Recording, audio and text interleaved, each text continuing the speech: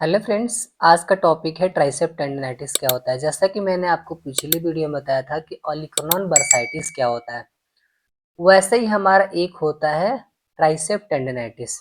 ठीक है, तो सबसे पहले मैं आपको बता दूं कि जो हमारा ट्राइसेप टेंडिनाइटिस है, जो हमारा ट्राइसेप्स का जो मसल्स होता है उसमें उसका जो टेंडन होता है उसमें इन्फ्लामेशन हो जाता है। उसकी वजह से हमें ट्राइसेप टेंडिनाइटिस देखने को मिलता है। ठीक है, आइए सबसे पहले इसके डेफिनेशन के बारे में समझते हैं। इसकी डेफिनेशन क्या होती है। Tricep tendinitis is a overuse या inflammatory condition involving the tricep tendon which connect the tricep muscles to the olecranon process। जो हमारा एल्बो का जो ओलिक्रॉन प्रोसेस होता है वहां पे हमारा जो ट्राइसेप मसल्स होती है उसका अटैचमेंट होता है। ठीक, और जो हमारा ट्राइसेप टेंडनाइटिस है, जो हमारा ट्राइसेप्स का जो टेंडन होता है उसमें इन्फ्लामेशन हो जाता है। जैसे कि आप यहाँ देख सकते हो ट्राइसेप टेंडन, इसमें हमारा ट्राइसेप टेंडन का इन्वॉल्वमेंट होता है। ठीक है, अब आइए हम समझते हैं इसके कॉजेस के बारे में। इसके कॉजेस के बारे में समझते हैं कि इसके किस किस के वजह से हो सकता है। स्ट्रेन की वजह से हो सकता है, वेट लिफ्टर है तो उसके वजह से भी हो सकता है। इसमें क्या होता है कि अगर कोई पुअर पोस्चर करके अगर वो कोई लिफ्ट करता है तो उसमें भी ये हो सकता है। पुशअप कोई लगाता है उसमें रिपीटेटिव मूवमेंट होता है, उसके वजह से हो सकता है। जो थ्रोइंग, जो ज़्यादा बॉल फेंकने में ज़्यादा वो इंटरेस्टेड होता है तो उसको भी ये हो सकता है। सडन कोई मूवमेंट हो गया, ठीक है, कोई आप जर्की कोई मूवमेंट करते हो तो उसके वजह से भी आपको ट्राइसेप टेंडिनाइटिस देखने को मिलता है। अब इसके आगे क्या क्या हो सकते हैं। एथलीट्स हो गया उनको भी हो सकता है, कोई ट्रॉमा हो गया, डिसइंटीग्रिटी चेंजेस की वजह से भी हो सकता है। अब इसके रिस्क फैक्टर क्या क्या है। रिस्क फैक्टर में फुटबॉल लाइनमैन जो होते हैं उनको भी हो सकता है। पुअर लिफ्टिंग, मैंने आपको यहाँ बताया है कि जो वेट लिफ्टर होते हैं अगर कोई पुअर पोस्चर में करके कुछ भी लिफ्ट करते हैं तो उनको भी ये हो सकता है।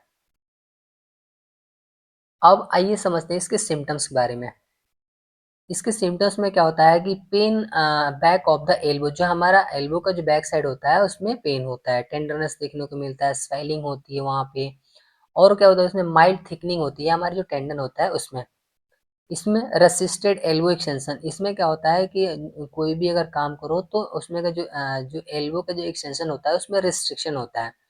पुशिंग एक्टिविटी, अगर आप कोई भी पुशिंग एक्टिविटी करते हो तो उसमें भी आपको पेन होता है, वीकनेस फील होता है आपको। रिड्यूस, अगर आपको ये सारी चीजें दिखेंगी तो जो आपका जो रेंज ऑफ मोशन होगा यानी कि जो उसका मूवमेंट होगा वो कम हो जाएगा। अब आते हैं इसके डायग्नोसिस में क्या क्या आप करते हो। डायग्नोसिस में आप फिजिकल एग्जामिनेशन ले सकते हो, जैसे कि पेन रिस्ट्रिक्ट रेसिस्टेड एक्सटेंशन, आप पेन को एक्सटेंशन में करते हो रेसिस्टेड में तो उसमें पेन होता है। लोकलाइज टेंडरनेस देखने को मिलता है। ठीक है, इसमें आप अल्ट्रासाउंड करवा सकते हो, एमआरआई करवा सकते हो, एक्सरे करवा सकते हो आप। अब आते हैं ट्रीटमेंट के बारे में।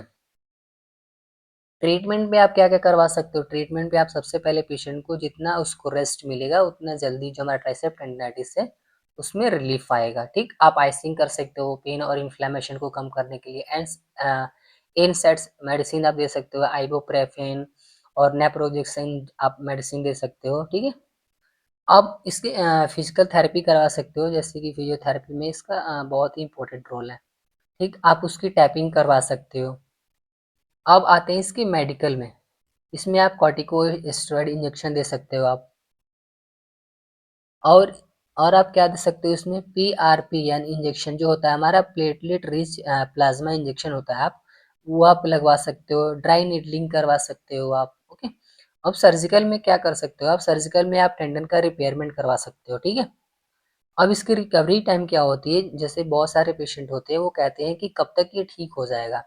ठीक है, तो उसमें आप रिकवरी टाइम कितना, माइल्ड जो होता है उसमें 2 to 6 वीक्स होता है, और जो मॉडरेट होता है और ये 6 to 12+ वीक्स होता है। जो हमारा माइल्ड होता है ना उससे सीवियर हमारा मॉडरेट, और मॉडरेट से ज़्यादा हमारा होता है सीवियर।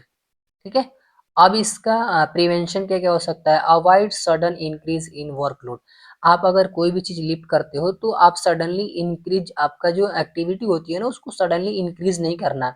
आप कोई भी चीज़ उठा रहे हो तो उसका जो उठाने का जो तरीका होता है बहुत ही स्लोली उठाओ और अपने अपने कंट्रोल में उसको रखो। ठीक है, ताकि आपका जो टेंडन है उस पर कोई प्रेशर ना आए, कोई उस पर ओवरलोड ना हो। ठीक है, तो ये था कि ट्राइसेप टेंडनाइटिस क्या होता है। ऐसे ही आपको टेनिस एल्बो मिडल एपिकॉन्डिलाइटिस और ओलिकर्नोन बर्साइटिस और ये ट्राइसेप टेंडनाइटिस आपको इस चैनल पे मिल जाएगा। उसका लिंक भी आपको इसके डिस्क्रिप्शन में डाल दूंगा, आप वहां से जाके इसको देख सकते हैं। तो ये था कि ट्राइसेप टेंडनाइटिस क्या होता है। ऐसे ही इंफॉर्मेटिव नोट्स के लिए हमारे चैनल को लाइक एंड सब्सक्राइब करिए और ज़्यादा से इस वीडियो को शेयर करिए। मिलते हैं नेक्स्ट वीडियो में, तब तक के लिए जय हिंद।